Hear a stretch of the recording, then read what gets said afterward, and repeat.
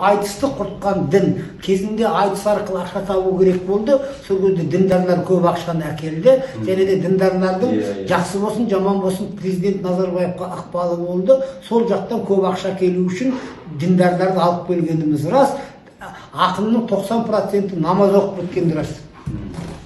Біз өзі солай құрттық, өлеңшілерді әкелдік, діндарларды әкелдік. Сонан кейін ақынды біз трайбализмға бөліп алдық.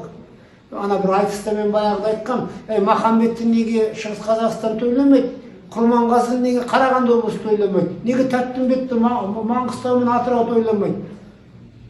Қазір мені қарап отырсам, әрбір діни ағым өзінің айтысын жасап жатыр.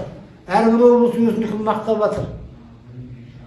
Жамбыл менің өз атым, жай атым, халық менің өз атым деп, қазір мен Жамбылда бүгін айтыс болып жатыр. Айтыс болып жатыр. Сол Жамбыл туралы жақсы айтысты неге Қостанайда жасауға болмайды? Темірбек Жүргенов қазақ халқынікі деп тойлауымыз керек қой.